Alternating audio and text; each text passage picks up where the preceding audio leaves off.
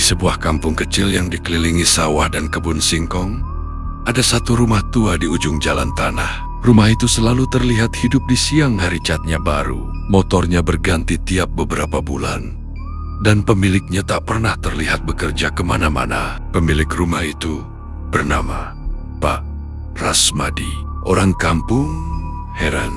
Dulu Pak Rasmadi dikenal sebagai orang biasa. Hidup pas-pasan. Sering berutang di warung.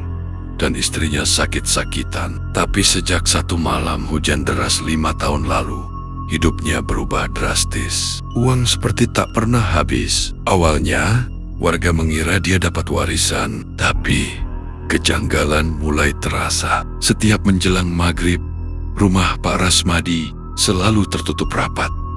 Tidak boleh ada tamu, bahkan saudara dekat. Dan yang paling aneh, setiap malam Jumat Kliwon, terdengar suara langkah kecil berlarian di dalam rumahnya. Bukan langkah orang dewasa, tapi seperti anak kecil. Tetangga sebelah rumah, Bu Sarni, pernah bercerita. Suatu malam ia terbangun karena mendengar suara cekikikan dari arah dapur.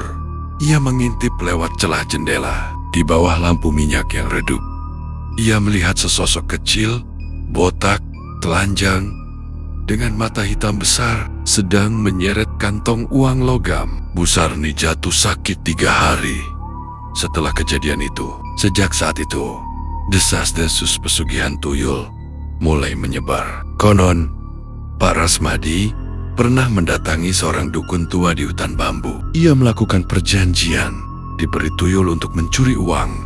Tapi sebagai gantinya, ada tumbal yang harus dipenuhi secara berkala. Bukan hewan, bukan darah orang lain, melainkan darah dari keluarganya sendiri. Istri Pak Rasmadi meninggal setahun kemudian. Katanya karena penyakit lama, tapi warga melihat sesuatu yang janggal. Pergelangan tangan almarhum penuh bekas luka kecil, seperti dicubit berkali-kali. Setelah itu, Pak Rasmadi semakin kaya, tapi wajahnya justru semakin kusam. Matanya cekung, tubuhnya kurus, seolah ada yang mengisap tenaganya tiap malam. Puncaknya terjadi ketika keponakannya yang masih kecil sering menginap di rumah itu. Anak itu tiba-tiba berubah pendiam, sering bicara sendiri, dan suatu malam hilang tanpa jejak. Pencarian dilakukan berhari-hari, sampai akhirnya warga mencium bau busuk dari kolong rumah